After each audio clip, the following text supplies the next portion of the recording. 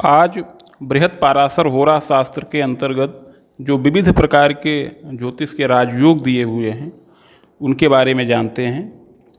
ये अनेक योगाध्याय के रूप में इसमें दिया हुआ है।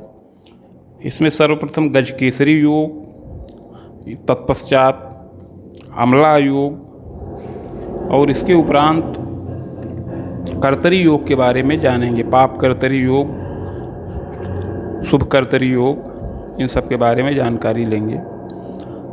तो गजकेसरी योग का इसमें महत्व बता रहे हैं। केंद्र स्थिते देवगुरो शशांक द्योगस्तदाहुर गजकेसरीति दृष्टे सितार्येन्दु सुते शशांके नीतास्त घीनैर गजकेसरी स्यात्। चंद्रमा से यदि केंद्र में बृहस्पति हो तो गजकेसरी योग होता है। यदि चंद्रमा नीच या अस्त आदि न हो और शुक्र, बृहस्पति और बुध से देखे जाते हों तो भी गजकेसरी योग होता है। गजकेसरी संजातस तेजस्वी धनवान भवेत मेधावी गुण संपन्नो राजप्रिय करो भवेत। इस योग में उत्पन्न पुरुष धनी, मेधावी, गुणी एवं राजा का प्रिय करने वाला होता है। लग्नाद्वा चंद्र लग्नाद्वा दसवें शुभ संयुते योगो यमलानाम कीर्तिरा चंद्र तारकी राजपूज्यो महाभोगी दाता बंधु जनप्रिय परोपकारी गुणवान अमला योग संभव। जन्म लग्न से या चंद्रमा से दसम स्थान में केवल शुभग्रह हों तो अमला नाम का योग होता है। अमला योग में पुरुष की कीर्ति जब तक चंद्रमा आकाश में रहेगा तब तक रहती है और वह राजा से पूज्य, महाभोगी, दाता और बंधुओं का प्रिय होता है। शुभाशुभाढ्ये यदि जन्म लग्ने शुभाशुभाख्यो भवतस्तदानीं व्ययस्वगैः पाप शुभैर्विलग्नात् पापाख्य सौम्य ग्रहकर्तरीश शुभ योग भवो वाग्मी रूपशील गुणान्वितः पाप योगोद्भवः कामी पाप कर्म परार्धकृत। यदि लग्न में शुभग्रह युक्त हों तो शुभ योग और पापग्रह युक्त हों तो अशुभ योग होता है।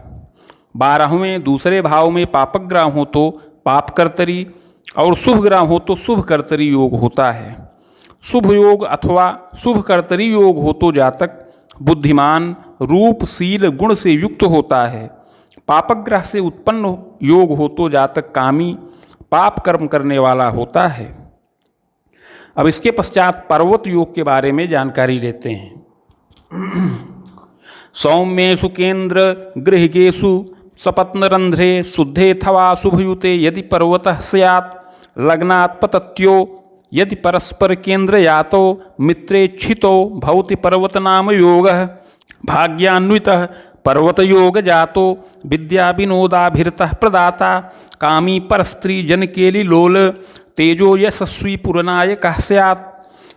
जन्म कुंडली में यदि 7वें 8वें भाव में कोई ग्रह न हो अथवा शुभग्रह से युक्त हो और केंद्रों में शुभग्रह हो तो पर्वत योग होता है।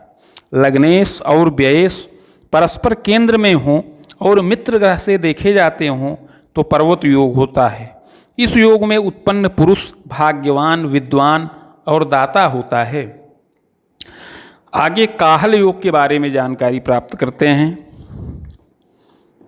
अन्योन्य केंद्र गृह गौ गुरु बंधनाथो लग्नाधिपे बलयुते यदि काहल स्यात् कर्मेश्वरेण सहिते तु विलोकितो वा सोच्ये स्वके सुखपतो यदि काहल स्यात् ओजस्वी साहसी मूर्खश्चतुरंग बलैर्युतः यत्किंचित ग्रामनाथस्तु काहले जायते नरः। बृहस्पति और चतुर्थेश परस्पर केंद्र में हो और लग्नेश बली हो तो काहल नाम का योग होता है। यदि सुखेश अपने उच्च या अपनी राशि का होकर कर्मेश से युक्त हो तो काहल योग होता है। इस योग में उत्पन्न पुरुष तेजस्वी, साहसी, मूर्ख, सेना के बल से युक्त और कुछ ग्रामों का स्वामी होता है। तत्पश्चात आगे चामर योग के बारे में जानते हैं। लग्नेश्वरे केंद्र गते स्वतुंगे जीवेक्षिते चामर नाम योगः सौमद्वये लग्न गृहे कलत्रे नवास्पदे वा यदि चामरः स्यात् योगे जातश्चामरे राजे पूज्यो विद्वान् वाग्मी पंडितो वा महीपः सर्वज्ञः स्याद्वेश दशा शास्त्राधिकारी जीवे लोके सप्ततिवर्गवत्सराणाम। लग्नेश अपनी उच्च राशि का होकर केंद्र में हो और बृहस्पति से देखा जाता हो तो चामर नाम का योग होता है। यदि लग्न सप्तम व नवम अथवा दशम में दो शुभ ग्रह हों तो चामर नाम का योग होता है। चामर योग में उत्पन्न पुरुष राजा से पूज्य, विद्वान, वक्ता, पंडित, राजा, सर्वज्ञ, वेद शास्त्र का अधिकारी, 70 वर्ष तक जीने वाला होता है। शंख योग के बारे में जानिए। अन्योन्य केंद्र गृह गौ सुत शत्रुनाथो लग्नाधिपे बलयुते यदि शंख योगः लग्नाधिपे च गगनाधिपतौ चरस्थे भाग्याधिपे बलयुते तु तथा वदन्ति। शंखे जातो भोगशीलो दयालु स्त्री पुत्रार्थ क्षेत्रवान पुण्यकर्मा शास्त्रज्ञानाचार साधु क्रियावान जीवे लोको केवत्सराणाम सीति। पंचमेश और खष्ठेश परस्पर केंद्र में हो, लग्नेश बलवान हो तो शंख नाम का योग होता है। लग्नेश कर्मेश दोनों चर राशि में स्थित हों, भाग्येश बलवान हो तो भी यह योग होता है। शंख योग में उत्पन्न पुरुष भोगी, दयालु, स्त्री पुत्र धन धान्यादि और क्षेत्र से युक्त होता है।